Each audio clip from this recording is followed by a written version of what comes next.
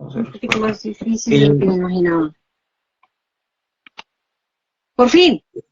Hola, ¿qué más? Pero no te veo. Hola. Ay, ¿cómo así que no me ves? No te veo, pero bueno, ya estás aquí, ya estás aquí, ya es otra organización ahí. ¿Cómo estás, Yoli? Por ahora vamos hablando mientras va cuadrando la Bien, imagen. ¿Cómo estás? ¿Cómo va todo? ¿Bien? bien, bien. Juiciosa trabajando. Estaba un poquito retrasada por problemas aquí del salir del acto, ya sabes, ¿no? Sale uno corriendo de Sí. la consulta, conéctese aquí. Y bueno, tú no te resignas a dejarme en mi caverna, entonces siempre vives sacándome a estos temas de la modernidad y de las redes y de todo eso. Entonces, gracias por sacarme de mi zona de confort. No, lo que pasa, Yoli, es que, bueno, uno que eres una súper profesional y yo quiero que la gente que pues me sigue, porque realmente la gente que me sigue y que yo sigo son de verdad amigos, exalumnos, compañeros, bueno, personas que en verdad quiero un montón y que yo sé que ellos me quieren un montón. También te conozcan a ti porque esta cuestión de la salud mental es absolutamente necesaria y hay que tenerlo ahí en la canasta familiar. ¿Qué te parece, Jolie? Entonces, sin más preámbulo, empezamos. De Eh, acuerdo. Quiero comentarles, bueno, les estaba comentando un poquito de ti, pues que estudiaste en la Santoto, has hecho pues tus especializaciones, tu fuerte, digamos, es pues la parte familiar, pero también sé que es un fuerte tuyo el asunto de trabajar eh, precisamente con todo esto que tiene que ver con el ejercicio interior, la aceptación de la realidad, el acercamiento a lo doloroso y a lo fuerte. Entonces, pues Jolín, nosotros hemos tenido la oportunidad de hablar, por ejemplo, pues en la emisora, a nivel personal hemos hablado un montón, la admiración mutua que tenemos, pero yo quiero empezar con una pregunta que yo me hacía en el libro y es, ¿qué pasa específicamente?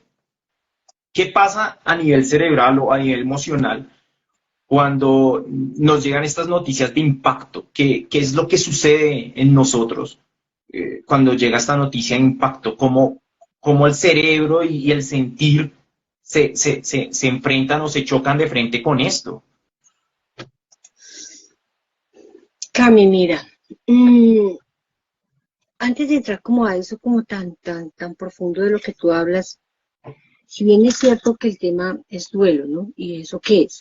Si es la forma como uno como ser humano reacciona frente a frente a ese dolor de algo que pasó, de algo que se perdió, de algo ese impacto. Tú dices, lo primero, pues hablemos de esas pérdidas simbólicas y esas pérdidas reales y contundentes. Entonces, los duelos se viven desde, fíjate, por ejemplo, desde el papá que quería que naciera un niño y nació niña, ¿no? Es la vida. Y ya hay una pérdida para ese papá. Eh, y así, ¿no? Entonces, esta es la época de pospandemia y la época de la migración. No te imaginas la cantidad de duelos que se viven alrededor de todo eso. Entonces, los cambios de pareja, la salida de los hijos de casa, las rupturas emocionales, todo eso está significado como una pérdida. Entonces, cuando tú me dices, ¿qué pasa en nuestro cerebro y qué pasa con la emoción? Hay que contextualizar un poco que depende de la pérdida, ¿cierto? Y vamos entonces ahora a esta pérdida contundente que tú dices es la pérdida emocional. Entonces, la muerte, ¿cierto? Es impacto. También tenemos que abrir el espectro, Camilo, porque es diferente cuando pues, nos enfrentamos a una muerte que está anunciada, que está evidenciada o que se está esperando, ¿cierto? El proceso mental que asume el cerebro y el cuerpo es diferente. Es diferente cuando tienes un proceso, una forma de prepararte, es diferente cuando tienes la certeza de que va a pasar. Todos decimos, no, lo único que tenemos seguro es la muerte. Bueno, y si lo tenemos seguro, ¿por qué nos impactamos tanto cuando llega? Porque uno nunca somos educados en el tema de la muerte. Y siento, yo hago mis cuñas, no, qué pena, Camille, pero siento que es algo de lo que deberíamos educarnos y educar a los nuestros. ¿Mm?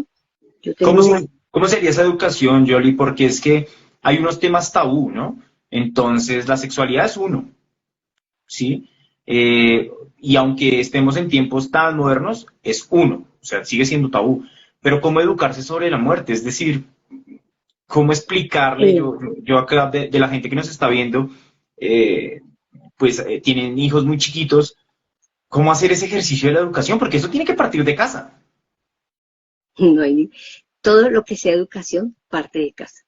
Ok, Absolutamente todo cambia. O sea, yo siempre he pensado el colegio es una extensión y es un agente que viene a ayudar, a apoyar y a consolidar. Pero la educación es en casa. Pues, Cami, desde el lenguaje y desde la realidad, el problema es que estamos creando niños y familias ideales, mamá y papá felices, con hijitos, casito, perrito y lo demás. Y nunca se toman las cosas ni se habla de las cosas que no quepan dentro de lo que es una vida feliz e ideal. No se habla de las crisis económicas, no se habla de los divorcios, no se habla de las infidelidades, no se habla de las diferencias sexuales, no se habla de que la gente se puede enfermar, de que la gente se puede morir, no, porque hay que evitar el dolor. Esa es una de las cosas que para mí es la problemática más grave que tenemos es esa, es por qué tanta educación y tanto miedo a que la gente viva con el dolor. El dolor es inherente a la vida. Entonces, cuando llegan estas noticias de la noche a la mañana tan impactantes, cuando llega la vida real, es que la vida real es con dolor. Parir duele, morir sí, y duele. es que, mira, Todo una, esto. Y lo que tú dices, Cami, es eso, es en contexto, es en familia. Bueno, yo te cuento, tengo un nieto. Entonces, él hace poco, yo tuve que hacerme una cirugía y entonces vas a volver. Eso espero, cariño. Si no, entonces, ¿para dónde te vas? Tengo que saber qué edad tiene ese niño, qué formación tiene, qué principios espirituales para que el lenguaje sea coherente y consecuente con toda esa historia. Entonces, si yo no volvía, pues yo me iba a ir a vivir arriba. Y si te vas a echar chisme con Teresa, sí, porque una amiga mía que se llama Teresa también se murió. Yo, sí, claro, estaremos allá. ¿Y qué van a tomar? ¿Tinto o aromática? Pues ella siempre era de café, yo también sería de café. Pero si vuelvo, entonces, un día, entonces un nono no se levantó. ¿Qué pasa? No, se va a morir. No, hijos de la gripa, no se muere la gente, pero hoy yo creo que no. Y ya, y quitamos ese miedo. Y aprendemos a hablar de eso. Claro, es difícil. Los procesos son lentos, pero yo creo que es un tema que hay que meter acá. Vuelve. Lo que tú dices, ¿qué pasa con nuestra mente? Lo primero es que se vive como el impacto, el shock. Y Y como duele, y hemos venido en esa historia de negación de dolor, que es lo que primero que hace tu mente, lo niega. No, no puede ser, no puede ser. Ustedes ven en las películas, en la vida real, en las historias, en todo, no puede ser. Es que lo primero que sale de la boca de la gente es, no puede ser. ¿Por qué no? Pues porque es lo que yo no quiero vivir, no puedo aceptar. Es impactante. Entonces, esa primera etapa grande, el primer impacto, y seguramente eh, si lo recuerdas, y sobre todo en las circunstancias, que es otra de las cosas que hace que sea tan impactante y tan difícil. No es lo mismo perder, yo he hecho muchos acompañamientos a personas a morir, y hay unos que hasta les hace uno barra, pero la culabore, váyase rápido, porque es que aquí la está pasando muy mal, y su gente también. Acompañar a una mamá que se muera cuando hay dos niñas de 8 o 9 años y están ahí paradas mirándola, yo les tenga fe, no en mí. Debemos a fallar. Confía, ella creía en Dios, confía en Dios. Y se pudo partir. No es lo mismo eso a que un impacto, un choque, un accidente, una muerte, un infarto, pum. Es diferente. Porque no hubo un no hubo ese pre-duelo. No, ese cómo me preparo. Que si nos hubiéramos preparado en casa, siempre, con conciencia y todo, pues impactaría menos. Eso, lo primero es negarlo. Y viene toda la consecuencia de lo que es no tener una codificación de cómo se vive el dolor, qué se hace con el dolor. Entonces, como no sé qué es, no sé cómo lo manejo, qué se hace con él, lo niego. Eso es lo primero que pasa acá. se generan bloqueos, ¿no? O sea, al punto de bloquear recuerdos, escenas, momentos. Mira que, ahí te interrumpo, mira que en una parte del libro yo comento y digo que es cómo, cómo suena un árbol cuando cae. Sí, es la pregunta con que yo inicio uno de los ensayos. Digo, ¿cómo suena un árbol cuando cae? ¿Quién ha escuchado un árbol caerse? ¿Sí? Uh -huh. Y qué pasa con el impacto de ese árbol al caer? ¿Qué perdemos? ¿sí? Porque es que también está el discurso, ¿sí? De lo que de lo que, pues no es lo que se gana, sino lo reconfortante que es. Pero también hay una trastienda y es que, ¿qué es lo que se pierde realmente? ¿En qué momento es bueno el consuelo y en qué momento no es bueno? Porque con lo que tú dices, o sea, que hay que enfrentar la realidad, pero tampoco se puede enfrentar la realidad con pañitos de agua tibia, ¿no? Eh, y voy a ser muy reiterativa con el tema de la educación, ¿no? Entonces está lo que es socialmente permitido, está lo que la familia acepta y no acepta, y yo creo que ahí se genera una gran frustración cuando no se hacen, por ejemplo, los procesos de duelo de manera auténtica, y es que se formatean, se libretean. O sea, pues empecemos porque hay que darle las goticas de esto para que la señora no llore, no grite y no haga escándalo, porque pues como que toca estar todos, sí, como muy tranquilos, pero toca estar tranquilos, toca dejar que no llore. Tranquila, no, cálmate. ¿Cuál cálmate? Cálmate si perdió a su esposo. Pero la gente quiere acomodar, porque date cuenta, Cami, que es, no solamente en este caso, por ejemplo, yo pienso en una viuda, ¿m? Ella está ahí, pero a la par de ella que tiene que estar tranquila, que tiene que estar serena, pues porque los hijos, para que no se preocupen los hijos, y es cada quien está buscando su propia tranquilidad y está en su propia negación. Y vienen, tú dices bloqueos, pero por supuesto, al punto de decir, no, no, es que esto se comporta como si esto no hubiera pasado, cuando en realidad de pronto lo que correspondía sería gritos, alaridos, llanto, hombre, pero de momento no, porque yo misma negué una realidad, no la he procesado, no he hecho conciencia de ella. No, en ese primer impacto yo hago una negación total de eso, asisto a unos oficios religiosos, está uno, no puede recibir uno ese consuelo de la gente que yo les digo, oye, alguna vez mi hijo me preguntaba, mami, ¿uno qué tiene que decir? Sí, o sea, ¿qué se le dice? Yo lo acompaño en su dolor. No, mamá, yo no lo estoy acompañando, eso es mentira. Lo siento mucho. No, yo no siento, porque ¿cómo se compara lo que sienten esas personas?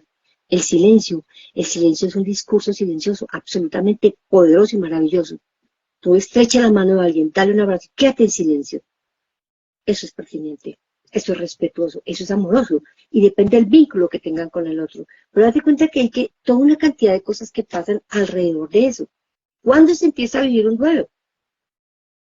Ahí, pocos tiempos después de que yo vivo ese shock, ese impacto, toda esa negación, entonces empiezo yo ya a tratar de identificar una realidad, pero en una forma que yo la pueda manejar, Cami. ¿Yo puedo estar ya capacitada en 3 días, una semana para aceptar mi dolor? No. Entonces busco otro recurso. El cuerpo es inteligente, la mente es inteligente y ya busca otro recurso que sea más fácil. ¿Cuál? La ira, la rabia, los culpables, los Sí. culpables. Y Mira una empiezas cosa, tú a pelear hasta con el que partió. Mira una cosa, Yoli, yo te interrumpo ahí porque es muy curioso. Yo quería hablar contigo y quería que hiciéramos esto. Por otro lado, también esto es obra y magia también de Lorraine, de Lady, que está trabajando conmigo en todo este asunto de poder que este libro llegue a las personas que lo necesitan y también a la gente que quiere de pronto educarse o tratar de entender un poco este tema. Pero mira que lo que decías era muy importante, esto de qué dice uno. Entonces hay una parte en un ensayo donde yo reflexiono y digo, y reflexiono y comento, a veces las palabras son tan insulsas, tan desproporcionadas, tan fuera de lugar, ¿sí? Se vuelve todo como tan circo, porque entonces hay que repetir el cuento un montón de veces. Pasó con mi papá, por ejemplo. Entonces, ¿cómo Ujú. murió? Entonces, contábamos el cuento, pues, digamos que el libro pues narra pues la parte de la muerte de mi papá. Mi papá muere de un infarto conduciendo su vehículo. Eh, entonces empieza el asunto de, y bueno, y contamos esto, y luego llega otro, ¿y cómo? Pero digamos que a veces uno decía, y me parece muy acertado lo que dices, porque yo también lo digo en el libro, y hay que aclarar, no hablamos en el proceso de la escritura del libro, No. pero coincidimos en estos puntos, y era como, o sea, ¿qué cercanía hay con el muerto? ¿Qué cercanía hay con la familia? ¿Qué tanto puedo yo decir? ¿Hasta dónde es prudente lo que yo estoy diciendo? ¿Sí? A veces me afán por querer hacer el bien, termina complicando un poco más las cosas, porque a veces algunas palabras no repercuten, otras repercuten más, por ejemplo, ¿sí? Entonces, el lenguaje se vuelve necesariamente una obligación muy cuidadosa de cómo usarlo, ¿sí? Y eso es una cosa que uno no hace en su diario vivir, uno casi no cuida el lenguaje y eso es un ejercicio que hay que hacerlo, pero en estos casos menos, ¿no? Entonces es como el afán de querer llegar a la persona, al dolido, digamos, ¿sí? Al doliente, llegar ahí, buscarlo y sí, o sea, de pronto una estrechón de manos, de pronto estar en el lugar también permite saber que esa persona está con uno, ¿no? Entonces, vuelve al el tipo de la educación. Educar en el lenguaje, educar en lo que debe ser, ¿no? Mira que cuando tú hablas del tipo de relación, es completamente válido eso, Cami, porque pues para las mismas personas y para las mismas personas, los dolientes que tú llamas, pues cada uno es, el proceso de duelo es absolutamente diferente para todos. Tú tienes 4 o 5 hermanos, cada uno va a hacer un proceso de duelo diferente. ¿Por qué? Porque cada uno tiene una relación particular con tu padre. Tu madre pues tiene una relación diferente. Cada uno tiene unos propios recursos emocionales, psicoemocionales, que van a hacer que su proceso sea diferente. ¿Mm? La relación o vínculo que tuvieran con tu padre lo haría diferente. Los mismos dolientes, esos no tan cercanos, cada uno es diferente. O sea, aquí que haya como una regla, como una fórmula para decir, mire, en el proceso de duelo pasa esto, esto, esto. No, hay veces que la gente reacciona primero con rabia o con aceptación y al año está en un proceso de rabia terrible. Entonces, no se va ni linealmente ni de la misma manera, pero sí hay una línea transversal a todos y es el dolor. Hay dolor y ese es el duelo. Es la forma como yo proceso, como yo analizo y como yo enfrento con mis recursos, lo que el exterior y todo esto, ese momento de la pérdida. Entonces, el lenguaje, y me encanta porque yo soy una obsesionada con el lenguaje, yo creo que el lenguaje repara, sana, resignifica, reconstruye, y hay que usar un lenguaje muy generativo, por ejemplo, y es, ¿para qué me sirve el dolor? ¿Qué voy a hacer con el dolor que estoy sintiendo? Por ejemplo, yo creo que, pues a ti te fue bien, hoy tenemos un libro, y ahí quedó tu dolor, ¿sí? A costa ¿Y de que... qué es? Sí, claro, pero le pusiste un sentido. Mira que esa es la gran oportunidad que se tiene. Y es uno de los últimos procesos que hablaba William se me fue el apellido, William, se me fue el Shakespeare. apellido, se lo debo, pero de esas tareitas básicas y es cómo tú, ¿cierto? Vuelves a resignificar el vínculo con esta persona. Ujú, Tu relación con tu papá hoy es diferente, claro. absolutamente diferente a hace un año, porque el papá pues sigues teniendo una relación y un vínculo con él. Él no está en este plano material y nada, pero tu vinculación con él sigue ahí.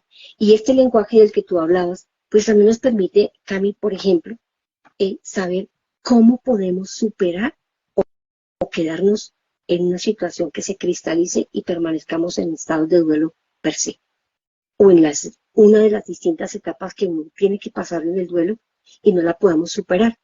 Este lenguaje, cuando nos quedamos, por ejemplo, en el lenguaje de la culpa, si yo, si yo, si tú, si no hubiéramos ido, si no hubiéramos, si él, yo no hubiera manejado, si él no se hubiera devuelto, si una de las otras etapas es como cómo puedo yo negociar algo de todo esto para no enfrentarme a esa realidad y seguir posponiendo como ese último encuentro que es encontrarme con una realidad, que es una de las etapas finales del duelo, y es cómo acepto que papá no está,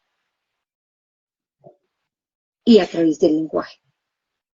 Sí, bueno, y la cuestión del lenguaje, mira que sobre el lenguaje, Angie Ramírez, que es una amiga y es muy importante porque ella es la primera lectora siempre de mis manuscritos, dice que hay que hablar de forma natural, de lo que es natural, o sea, hay que nombrar las cosas como son, ¿sí? Pero también dentro de nombrar las cosas como son va el asunto Es que hay una cosa importante y es que, digamos, uno tiene el derecho de decir, tal vez, pero también tiene el deber de saber qué dice, ¿no? O sea, Ok. en tiempo donde pareciera ser que todo está permitido, pues todo no está tan permitido. O sea, entre más libertades haya, más restricciones nacen. Eh, por qué digo esto? Porque, por ejemplo, sucedió, o sucede mucho, que uno está en ese momento, por ejemplo, de la velación y se le acerca a la gente y le dice a uno, y bueno, ¿y qué van a hacer ahora? Digamos que lo que menos uno ha pensado es qué va a hacer, ¿sí? O sea, por ahora está tratando de asimilar las últimas 24 horas, porque en esas 24 horas hay dos cosas muy importantes. Una que estaba el individuo vivo y ya no está. Eso pasó en 24 horas, ¿sí? Y ahora se está haciendo otro proceso. Por ejemplo, en el caso mío, que yo me hice prácticamente cargo sí, me hice cargo de todos los asuntos legales de mi papá y demás. Entonces, pues, ¿qué va a pasar ahora? No, no sé, tengo que firmar este documento para que se puedan llevar el cuerpo, ¿sí? Y hacer el otro proceso que hay que hacer. No sé qué va a pasar ahora, o sea, no sé, y le preguntan a uno, y la pensión, y el carro, y las deudas, ¿tenía o no tenía deudas? Ese tipo de preguntas, por eso digo que uno tiene que ser muy cuidadoso, tiene el deber de saber qué es lo que dice, ¿sí? A veces vuelvo y Sí, digo, total. uno a veces no lo hace de maldad porque todos caemos en eso, ¿sí? En una parte del libro yo acompañé en el momento de velación a uno de mis estudiantes se había graduado hace un año, me enteré, nos llegó la noticia al colegio de que él pues había fallecido, y yo pues fui a acompañarlo en la sala de velación. Todo esto o sea, estoy haciendo un spoiler, spoiler, no tan spoiler, bueno, los que me conocen saben que yo no creo en el spoiler, pero hay un spoiler. Entonces yo narro y digo, como que yo llego a la sala de velación, pero yo no cruzo la puerta, o sea, yo no me acerco al féretro, saludo a la mamá, ¿sí? Y ahorita reflexionando en lo que le dije a la mamá, fueron palabras muy insulsas, o sea, palabras que en ese momento no tenían ningún peso, pero que la gente agradece, o sea, dentro de todo lo que está pasando hay unos actos protocolarios que uno pues acepta, dice muchas gracias y todo eso, pero tal vez no están dando la repercusión que es. Y no es hablar en nombre personal de nada, de nadie, sino que a veces uno en el afán de querer hacer, no hace. Y yo reflexiono esto también en el libro y digo como, uf, qué difícil es para el doliente, pero qué difícil es para quienes acompañan, porque ¿qué es acompañar? O sea, ¿qué es absolutamente acompañar? Y entonces acá vienen dos cosas, Yolima, para que vamos metiendo una línea interesante, no sin antes decirles, saludo ahí, ¿quién me saludo aquí? Saludo a don Alexander, ¿cómo está? Ahí está la cajita de preguntas, por favor, pregunten, pero Yoli, vámonos por esta línea y es, bueno, ¿qué puede hacer la psicología, que ya sabemos que hace un montón para poder trabajar esto? ¿Qué hace la literatura? Y estamos aquí, pues, dos especialistas, tú más que yo obviamente, ¿qué herramientas me da la psicología y qué herramientas me da la literatura? Eh, Fíjate, perdón, voy el burro por delante, pero fíjate que la literatura ha estado en los momentos más complejos de mi vida. Es muy curioso. Yo he contado esta historia un montón de veces, y es que hay un libro de Philip Roth, del escritor norteamericano, que se llama Elegía, y es un libro que narra la historia de un hombre que muere de un infarto. Es un hombre que le ha dado dos infartos, muy parecido a la historia de mi papá. Le hicieron la misma operación de mi papá, tuvo los Ujú. mismos cuidados, o sea, absolutamente todo. La única diferencia era que el señor era judío y hacía natación, mi papá pues no nadaba, pero era la misma historia. Y hay una parte del libro que es cuando empieza todo el descenso de su último infarto. Ese libro yo no lo leo hace varios tiempos y me quedó el separador ahí. Y la literatura es casi una cuestión muy cercana y muy refleja un poco a la vida. Entonces, digamos que la literatura refleja, resplandece, digamos que sí, refleja completamente el ejercicio de la vida. Una de las condiciones de la literatura, su ejercicio de la literatura, es tratar de buscar en lo más recóndito del corazón del ser humano. del hombre. Entonces, la literatura siempre estuvo ahí y fue la herramienta que me permitió contar este libro, que ojalá puedan tener ustedes en casa, que ojalá lo puedan leer. Pero digamos que aquí en este orden, por ejemplo, tú decías en la psicología, bueno, digamos, no hay un paso a paso que diga hay que hacer esto y que lo otro, porque mira, en la investigación que yo hice, Yoli, yo encontré manuales sobre el duelo un montón, desde los griegos, pasando por, qué sé yo, los romanos y por allá había otro, hasta de la capilla de la fe, bueno, había un montón de reflexiones sobre cómo conducir el duelo. ¿Por qué se dan tantos espacios, tantos escritos, tantas reflexiones sobre el duelo? O sea, pareciera ser que no hay un asunto estándar de cómo tratar esto. ¿Por qué? Hay tantos manuales de duelo como seres humanos en el mundo. Punto. Ok. ¿Por qué? Porque imagínate, Cami, cada persona tiene una pérdida diferente. La pérdida es diferente. Dos, el ser humano como tal es diferente. La forma en como, por ejemplo, yo tengo tenido siempre una relación con la muerte bastante cercana desde muy chica. Yo soy de las que pienso que la muerte debería ser como una celebración más y ojalá todos pudieran brindar y despedirlo a uno y chao y estar felices.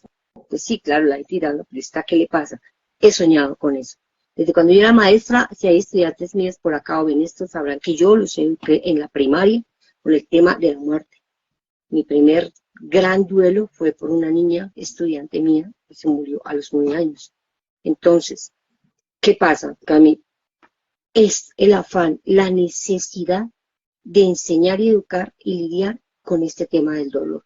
Si seguramente nosotros tuviéramos en casa una formación, una educación, una alfabetización emocional, como me lo has oído decir muchas veces, donde se incluyan las emociones, dentro de ellas el dolor, pues seguramente que habíamos aprendido ya a administrar, sentir, administrar, conceptualizar y dosificar lo que sentimos en los diferentes escenarios y en las diferentes intensidades. Por ejemplo, ¿qué se hace cuando la mamá de una casa se enferma? ¿Cómo se siente? Hay recursos, uno pone eso, pero casi siempre se deja ajeno a los niños para que no se preocupen. El tema, para que no se preocupe la mamá, para que no se preocupe, para qué. Y todo se esconde la enfermedad, se esconde la pobreza, se esconde la deuda, todo se esconde. Ese es el problema de la fantasía de las vidas ideales y el poco valor que se le da a la vida real. Entonces, hay formas, hay estrategias para mí, Yolima Gómez, la forma básica, alfabetización emocional, educación en casa. Después, ¿qué viene?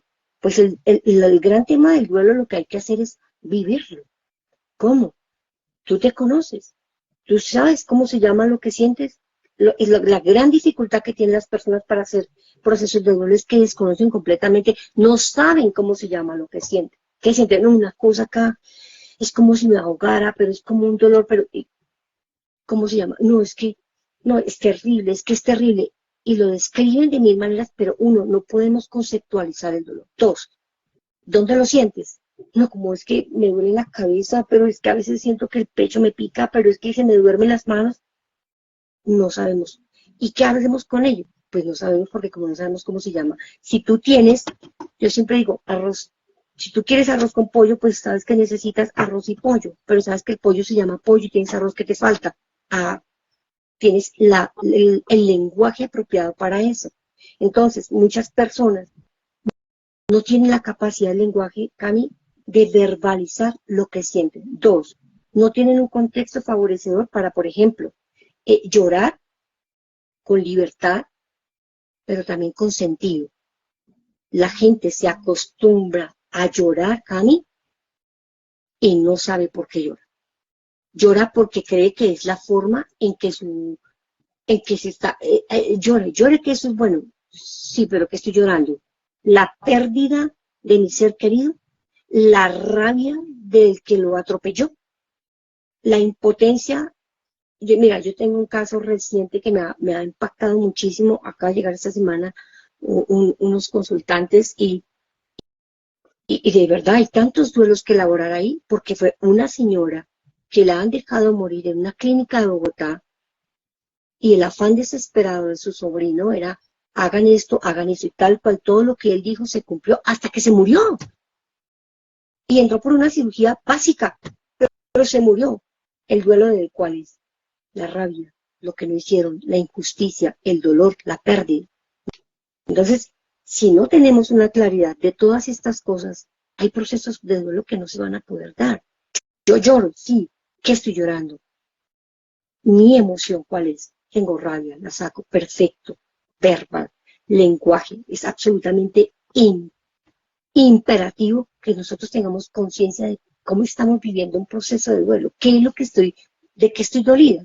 Por ejemplo, hay un momento en que la rabia es con la persona que partió. Yo me imagino a tu mamá de vez en cuando se haber echado una peleita con Parrita porque, pues, ¿cómo así me dejó aquí metida con este reguero de locos? ¿Cómo se me lleva la alegría de la vida? ¿Quién va a hacer los chistes ahora? ¿Quién va a hacer esto? A uno le da rabia. ¿Por qué se fue primero? ¿Cómo así? Esa rabia. Pero tenemos que tener claro en qué pedacito voy. Cuando tú dices la psicología, si hay una buena alfabetización, un buen preduelo, un buen acompañamiento de una educación, casi que el psicólogo es lo último en lo que podríamos pensar. ¿Cuándo llega el psicólogo? Cuando la gente se quedó en un proceso complejo, no superó la culpa. Cuando la gente se quedó en la falta de resignificar. Yo tengo que aprender a tener un sentido de vida sin la persona que me ve, con la que yo vivía. Se muere mi esposo, entonces, bueno, ahí está otro problema, Cami, que la gente no suele tener un sentido de vida o un proyecto de vida individual. Asumen que se van a morir el mismo día, a la misma hora juntos. Y no. Por ejemplo, yo tuve una reunión con mi esposo en Cartagena y dejamos claras ciertas cositas. Si tú te mueres primero, si yo me muero después. Entonces tú vas a hacer esto, yo voy a hacer esto, Y listo, eso está claro. ¿Por qué? Pues porque estaba claro que no vamos a ser tan suertudos de que nos vamos a ir al mismo tiempo y todo. Entonces, si es primero, entonces hay un protocolo. Si yo soy primero, listo, hay otro protocolo. Y ya. Pero es necesario hablar de eso. Es muy necesario. Entonces, cuando yo tengo claridad de mi emoción, yo puedo hacer un proceso casi que solito, ¿no? Va la gente acompañándose y ahí sí aparecen aquellos rituales y ya cuando yo puedo decantar un poco, es que son absolutamente pertinentes esas compañías de los familiares, muy propositivas porque no siempre los comentarios en una funeraria ni son pertinentes, ni son generativos y sí, son bastante torpes. Pero bueno, la gente lo hace desde su querer estar y querer acompañar. Cosa que uno agradece, ¿no? O sea, cosa que uno agradece Sí, saber claro. que llegan ahí y es muy válido. Yo le Y tenemos por una ejemplo, pregunta. Cami, Bueno, termina dale. y yo te digo una pregunta. Termina porque tengo una No, pregunta que de no, Vivian. dale la pregunta. La primera pregunta, Dale la listo. pregunta. Mira, Vivian, Vico, o sea, yo la conozco, me llamo muy bien. Vico dice, ¿por qué el día de la pérdida cada mes se recuerda con más intensidad? Es decir, uno piensa, hoy es la fecha y el cuerpo y la mente le da énfasis sin querer apartar que los otros días no sentimos la ausencia.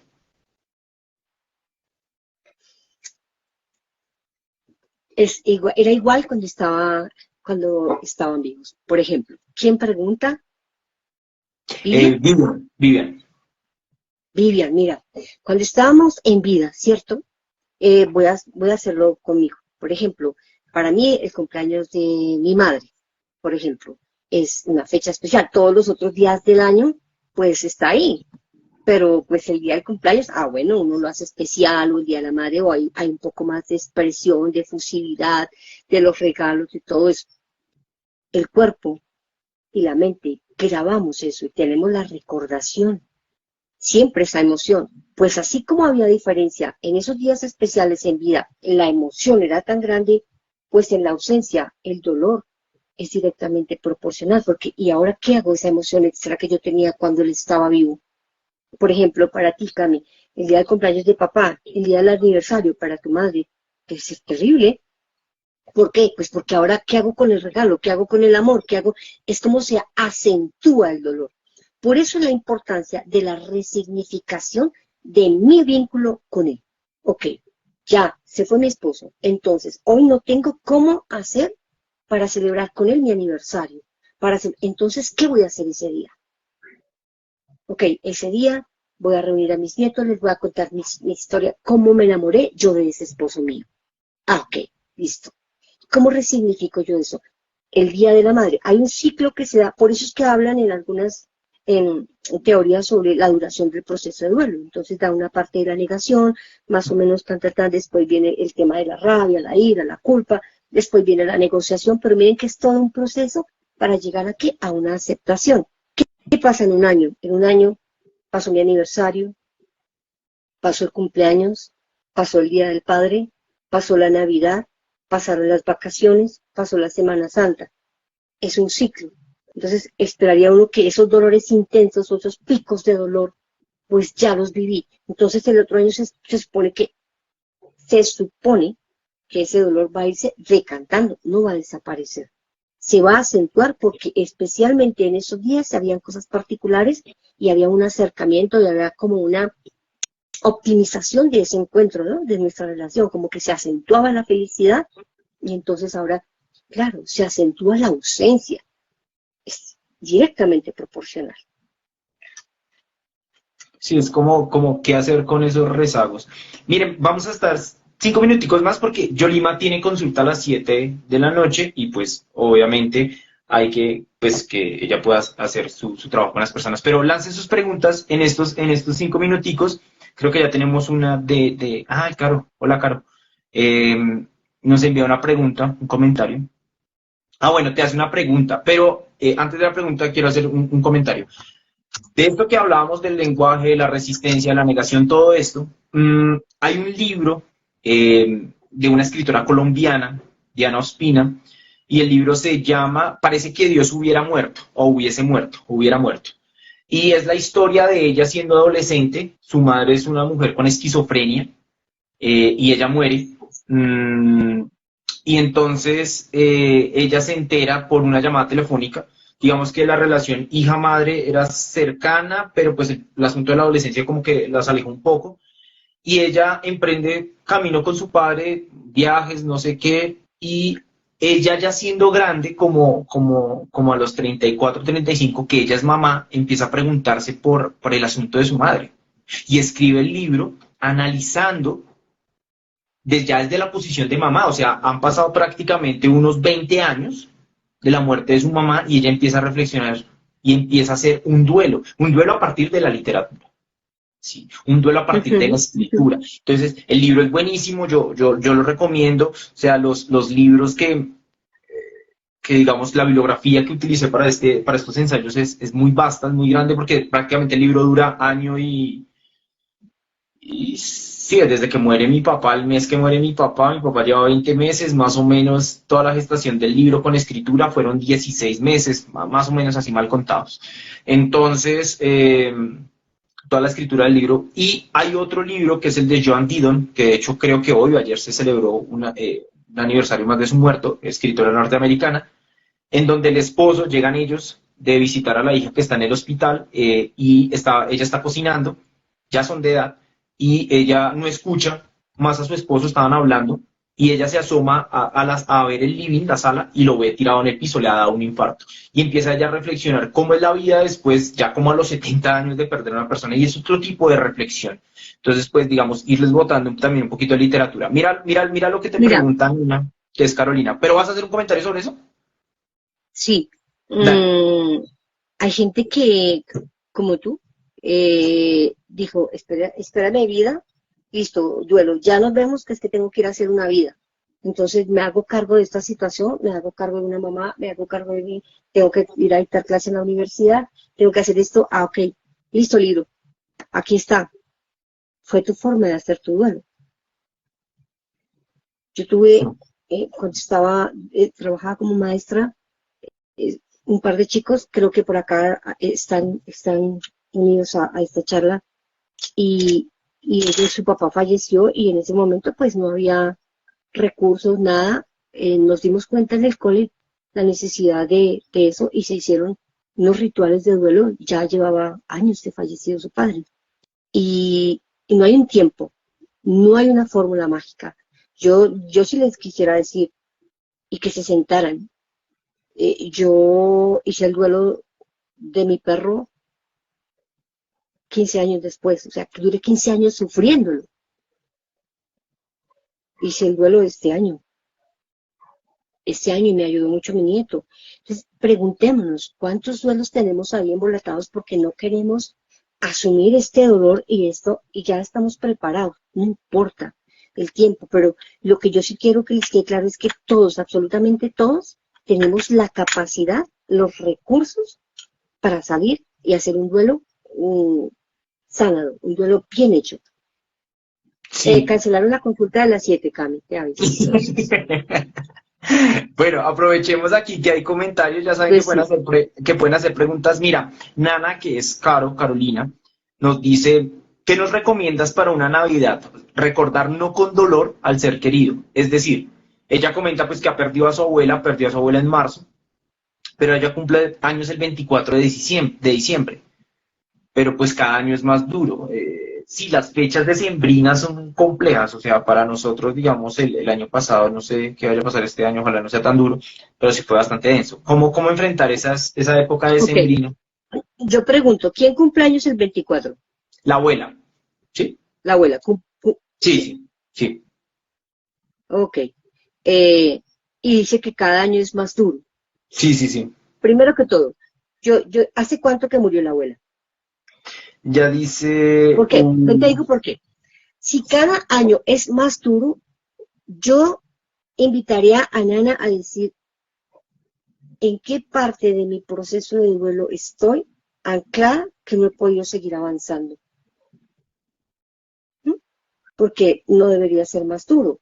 Si vamos haciendo un proceso de duelo, entonces seguramente me quedé en la culpa, me quedé en la tristeza, y si llevo mucho tiempo en la tristeza y no he podido volver a conectarme con la vida, volver a vivir mi sentido de vida, algo pasó, y ahí en esos momentos es cuando uno dice, bueno, es que para lo de la psicóloga, porque seguramente solitos no pudimos. Entonces, ahí sí necesito una ayudita, una comprensión, ¿cierto? Alguien que diga, bueno, ¿qué pasó aquí? Porque si ya llevo varios años y cada vez es peor, está claro que hubo un momento en el que de mi proceso de duelo en el que no logré avanzar, me quedé claro, porque me quedé en la tristeza, me quedé en la rabia, me quedé en la frustración. Entonces, la Navidad, pues claro, ¿qué se sigue acordando? Pues hay que resignificar el concepto de la Navidad o, o transitar el dolor de haber perdido una abuela. La invitación es eso, es reflexionar qué es lo que no hemos hecho bien de nuestro proceso sanador, cuál de esas 4 tareitas que uno hace para que sea un proceso sanador y avancemos no se ha hecho, y que podamos hacerlo para que tú pues obviamente sigas disfrutando la Navidad y sigas manteniendo viva la idea de la abuela. Las abuelas somos navideñas, las abuelas hacemos Navidad, y entonces hoy tal vez te toque a ti asumir un rol diferente frente a esa Navidad, pero sí te mereces Navidades más tranquilas. Y que Navidad es la invitación mucho a recordar y acompañar. Mira, acá hay otra pregunta, pero hay un comentario de Mike Play. ¿Ese Mike es tu Mike? Mi Mike, claro, Sí, ¿qué hubo, Mike? creo. Oiga, mire, Mike, dice un comentario, dice, los duelos o pérdidas de los que no fallecen parece ser más sencillos de sobrellevar o superar, pero a veces pienso que son más complejos. Claro, Estoy completamente de acuerdo con él. Yolima decía al comienzo que toda pérdida conlleva un duelo de alguna otra manera, por eso hablamos de diferentes duelos, o sea, la pérdida del perro, la pérdida del gato, la pérdida de una pareja. Mira, Entonces, Cari, al respecto tengo para decir, primero que todo, siempre ha sido bueno conversar con mi hijo, porque sí, él se equivocó de profesión, es sabio jalarle de este lado de la psicología. Pero mira, no se puede solo es Estefanía. muy complejo, porque imagínate que tú tienes que hacerle duelo a algo donde no hay pérdida. Ejemplo, ¿qué se perdió? No se perdió el amigo está vivo, pero se perdió la amistad. No se perdió el matrimonio.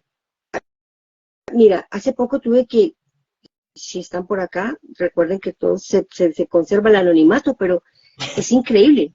Yo tuve que hacer estoy haciendo un proceso de duelo para una pareja absolutamente hermosa, divina, que terminaron en un proceso de separación.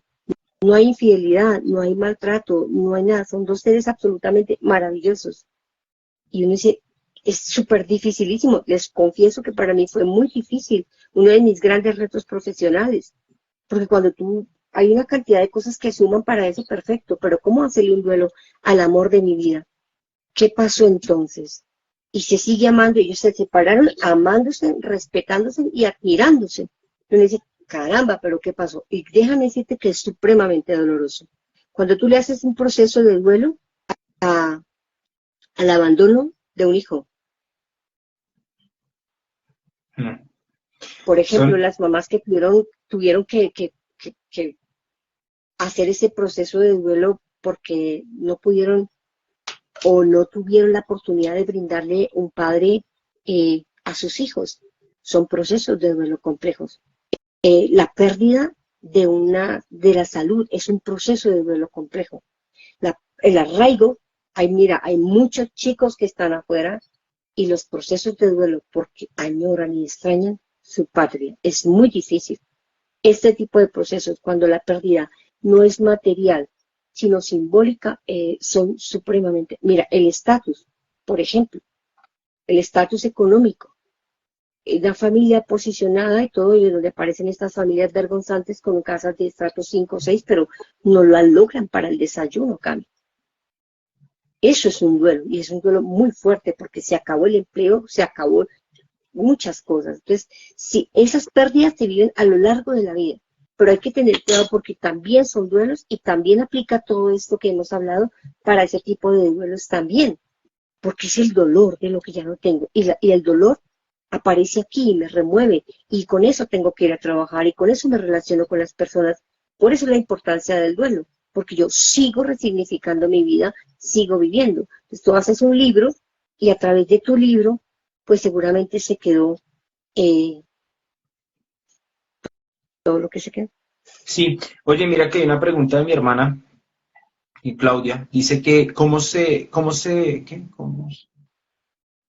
sabe que se va avanzando en el duelo. O sea, ¿hay algo que nos va diciendo que vamos por buen camino o no? Sí, por ejemplo, entonces cuando yo salgo de mi negación y puedo empezar a aceptar, digamos, no, bueno, voy a hablar un poco de los casos de los pacientes para poder ejemplificarlos como con más claridad. Una señora ya pues le avisan que pues su hijo, 8 años, esto es de las cosas más impresionantes que uno puede ver, un niño iba a cumplir los 9 años, como la edad de mi nieto Simón, se ahorcó. Él se ahorcó, un niño de 9 años. La señora dura más o menos un tiempo y decía, no, y lo llevó a su entierro, su funeral, todo, y lo negó. Ya, ella no, y se comportaba, y salía como si nada, y como si nada, y como si nada. Iba a la ruta, a la escuela. Cuando ella pudo, después de algún ejercicio terapéutico, pudo eh, decir que la culpa era de el papá, porque le había hablado mal de ella, ¿cierto? Entonces aparece la rabia, aparece un culpable, ahí yo puedo ver, Claudia, que hay un avance, o sea, ya acepta que no está vivo el niño y que hay un culpable, eso es un avance.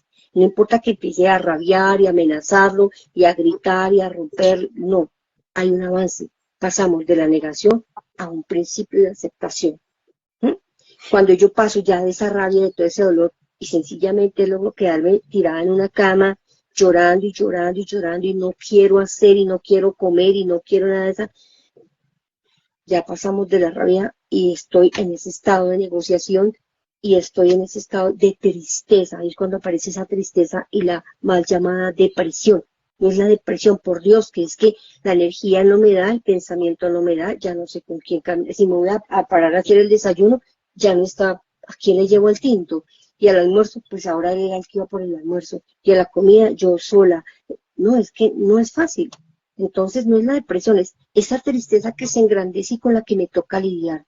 Ah, bueno, pero cuando ya, entonces decido que, bueno, ya no me voy a quedar acostada, entonces voy a parar, voy a ir a visitar a mis hermanas, voy a ir con los muchachos al cementerio. Los rituales son una cosa que ayudan muchísimo, cómo nos encontramos, vamos a una Eucaristía, hacemos un rosario, meditamos, cómo vamos a sembrar el arbolito, cómo le hacemos cartas de gratitud, en fin, eso es lo que me puede dar a mí un indicador de que vamos avanzando.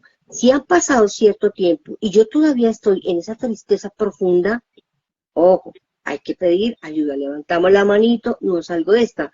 Si hace 2 años y estoy con mi rabia echándole culpas y pensando en que si yo no hubiera salido esa noche, tal vez no, ojo, hay que hacer algo. Pero es como esas pequeñas señales. Miren que no se trata de estar bien. No se trata de estar bien. El indicador para saber que esto va avanzando no es estar bien. Es ir transformando todas esas emociones en unas que me acerquen más a vivir la realidad de lo que yo siento y expresar. Hay gente que, por ejemplo, muy buenos escritos, tengo un libro que les recomendaría, Kafka a la orilla. Ok, Eh, yo creo que sí. sí, por ejemplo, también hay gente que le da por leer, por tejer, por lo que sea, no importa. Es su compañía, es su ejercicio sano en su momento y podemos sencillamente irnos adaptando es como nuestros salvavidas y poco a poco vamos saliendo. Pero sí hay unos indicadores que tienen que definitivamente darse para saber que algo sí está pasando. Sí, mira que yo escuché una frase de un lama, del templo budista, y decía, tú quieres saber cómo está tu salud mental, quédate en silencio, escúchate, y ahí vas a saber cómo estás, porque en ese mismo ejercicio de la soledad y en esos silencios, cuando la mente no está ocupada, es donde sale como que empieza a salir a flote un montón de cosas. Yoli, bueno, ¿hay alguna pregunta más? Vamos a ir cerrando, eh, porque vamos a completar, ya estamos a 1 hora de live, creo que ha sido muy fructífero. Pero antes de eso, oiga, escríbale a Yolima, escríbale, ahí está su usuario, pasen, síganla, escríbanle, pídale consulta, ella suele tener una agenda apretada, pero se los juro que habrá espacio en algún momento. Y para que se entrevisten con ella, para que expongan, aquí dice Andrés Pereira, la habitación, la famosa habitación blanca, el silencio. Sí, no he escuchado la referencia, pero sí, vamos en la misma línea. Es eso, es ese silencio. Pero escríbanle, desen la oportunidad de verdad a hacer un proceso. Si hay cosas que trabajar y sanar, Yolima es la persona que les puede ayudar un montón. Y bueno, cualquier cosa que realmente puedan necesitar ahí está el usuario, por favor síganla. Y pues nada, le escriben y ya pues le responde y pues ahí ajustarán las demás cosas. Referente al libro, recordemos el libro se llama Domingo 3 de abril, se llama Domingo 3 de abril porque es el día en que muere mi padre, el 3 un domingo eh, del mes de abril, ¿no? Entonces, pues nada, va a salir la otra semana, vamos a estar publicando ahí en mi perfil, por favor sigan. Este live va a quedar ahí en mi perfil, en los Reels, para que también lo compartanlo con otras personas que no pudieron ver este en vivo, pero quieren escuchar y también para que conozcan entonces a Yolima. No me queda más entonces agradecerte, Yoli, gracias de verdad siempre por atender Cami, mis llamadas. no, siempre es un placer y no, yo creo que sí no me perdonaría ponerte al paredón, porque pues no siempre me puedes poner tú al paredón a mí. Pero sí, pero sí me gustaría, sobre todo porque sé que nos están viendo y la gente, cuando se han vivido los ejercicios de la vida, que es que a mí me gusta llamarlos así.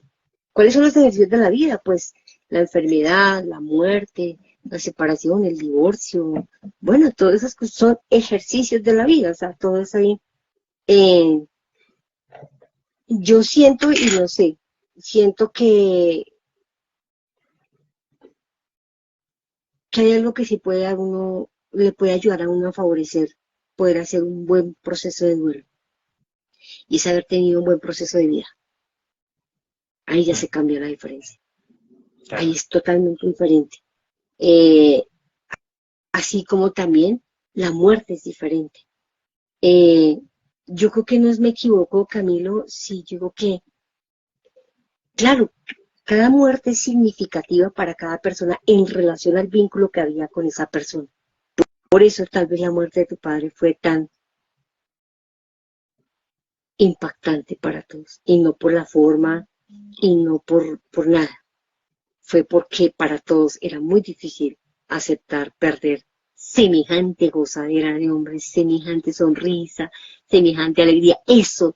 Pero también creo que él es el mejor recurso porque él nos dio la oportunidad de vivirlo, de gozarlo. Y eso es el gran, para mí, la gran enseñanza en esto. ¿Cómo quiero yo un proceso de duelo para mis hijos? Yo quiero un proceso de vida para mis hijos. Hoy, para gozar después, siempre.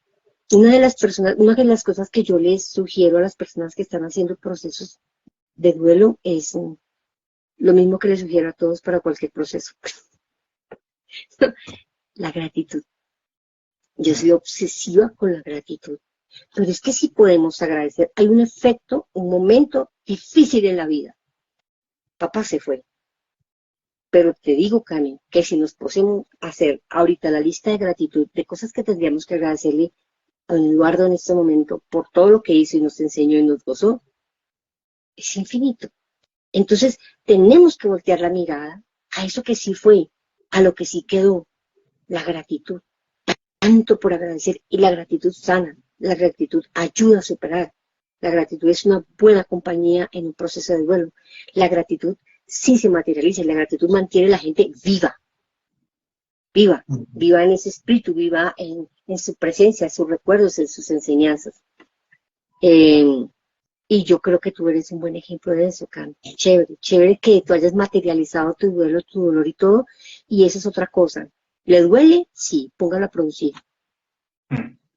¿Sea triste? Sí, ponga a producir su tristeza. ¿Cómo? Escriba, cocine, plante, hable, llore, ore, pero póngala a producir. Y si es al servicio del prójimo, les cuento que ese duelo está súper hecho y se demora ya. Porque si tú puedes agradecer el dolor de una pérdida, puedes agradecer la vida de alguien, puedes poner a producir ese dolor, como materializarlo en un libro, tú lo pusiste a producir. Y ese libro, pues cuántas lágrimas tendrá entre página y página, no me imagino. Pero hoy lo pones al servicio de la humanidad, Cami. Eso es un proceso de duelo. Por eso hoy seguramente papá estará muy, pero muy feliz y orgulloso de ese libro. Y de verdad que sí, eh, te felicito y gracias. Gracias por lo que enseñas, gracias por lo que con tu ejemplo haces. Y sí, papá está chicaneando en el cielo. Muchas Sí, gracias a todos, muchísimas gracias. sí, no, gracias a todos. Y nada, ya saben, la otra semana sale en preventa el libro. El libro va a estar en preventa en mi perfil. Y ya en enero va a estar pues en librerías y demás. Recuerden que vamos para la Feria del Libro con este libro del 17 de abril al 2 de mayo. Vamos a estar ahí. Vamos a tener lanzamiento por ahí para finales de febrero. Hay que el libro es eso, para poder hablar del duelo, la existencia y la muerte.